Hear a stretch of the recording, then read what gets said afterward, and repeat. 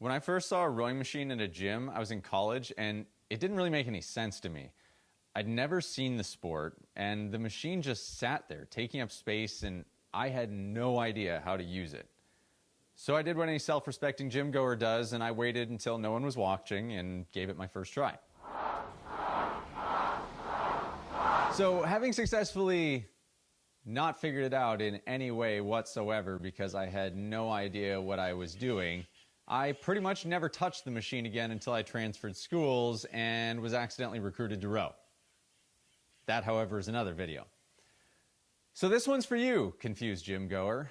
I want you to be able to get on that machine confidently, knowing that no one will secretly film you while you enjoy your workout today because of how bad your technique may look.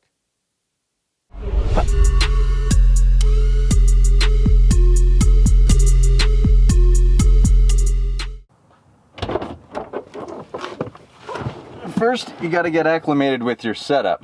Think of it like the first time you sit down in a new car. You generally don't start driving until you go through a little bit of a checklist, like setting your steering wheel, your seat position, and your mirrors, and maybe putting the top down. Well, on the machine, you're going to have a similar checklist, except that it's feet, seat, and handles. Now for your feet, you want to make sure that the straps run across the widest part of your foot, and that your straps are always nice and tight when you're using the machine. You've got your seat, and on the seat, you want to sit as far forward as you're comfortable sitting. You will literally hoist your butt into place to make sure that your pelvis is in that anterior tilt that we always want to achieve when we're on that machine. That's going to allow your hips to actually move when you're taking the stroke. And third, your hands. Thumbs underneath the handle, nice and wide on the handle. The hands do not make up for a very strong component of the stroke, so keep that grip relaxed just enough so that you can connect to the machine, but not actually death gripping the handle. Getting moving, though, is really the hardest part of this whole thing, because more often than not, you're probably thinking, I don't know what I don't know. How do I know if I'm doing it right or wrong? And where do I even start? So let's keep it simple. Not that simple. Thank you. So the stroke is really three parts and a very specific order performed in one direction, and then you just reverse that order going the other direction. Basically, the reason that we reverse the order is to get you back to where you started. So if you use one order in one direction, and you do that thing in reverse, it'll get you back to where you started. Marty! You've got to come back with me! Where? Back to the future! So you're going to start, and the most important thing for you to recognize is how to push through your legs. So you're going to start in this front-loaded position, arms are straight, shoulders are reaching. You're going to brace tight through your midline as if somebody was going to punch you in the gut, and you're then going to push with just your legs. You're not going to pull with your arms. You're not going to lead with your shoulders. You're going to very quickly and aggressively push through the legs to get the handle moving. All right, now that's the legs portion that you need to understand. The hips are the relay from the leg. So my hips are going to swing from 11 to 1, or 1 to 11, depends on which side of the clock you're on. But those hips aren't going to engage, or kick in, I should say, until the knees are about to extend. Once they do, then the hips are going to swing open, 11 to 1, and you'll stop it at that back angle, that 11 o'clock angle. The arms are the nice icing on the cake of the stroke. We snap in and immediately release them again. That gives us a sequence or a mantra that you can always be thinking of: legs, hips, arms. To see that in real time, it's legs, hips, arms.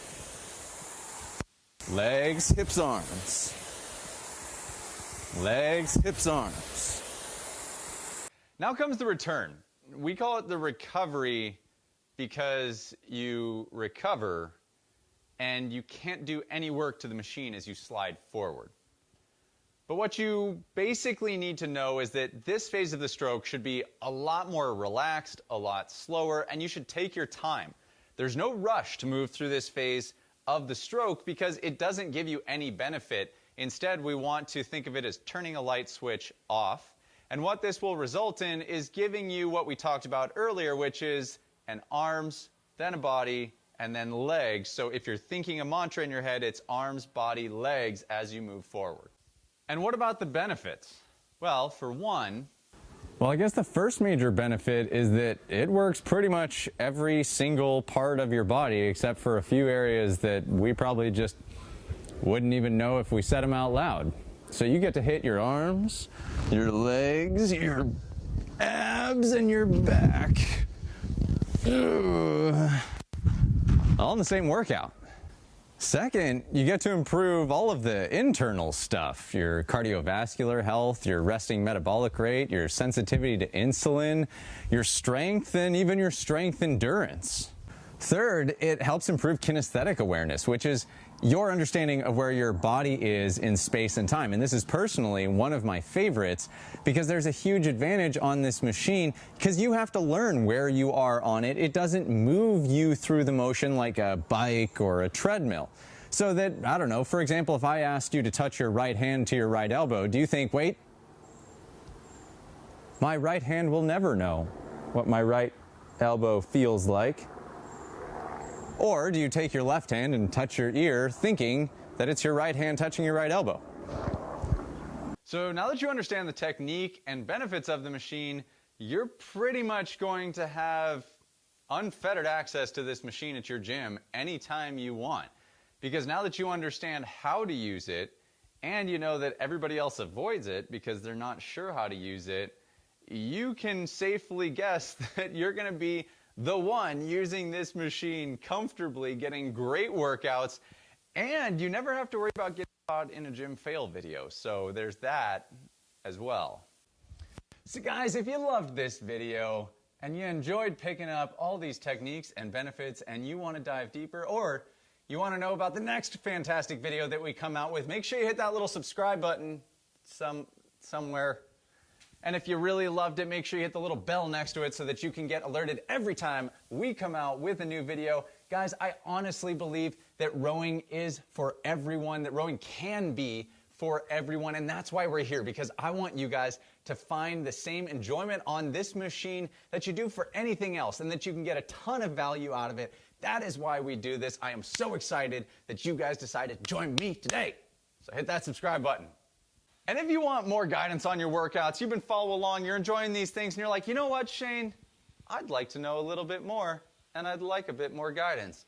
We got you covered. That's what we have on darkhorserowing.com/athlete. It's a program for you to follow along with, where you can pull from our entire library of workouts to get better at anything that you want, from rowing for calories, understanding your drag factor, or choosing a specific distance or time or whatever it may be. But that's where we organize all of our content, and we would love to have you join us over there. So guys, thank you, and as always, we'll see you on the other side.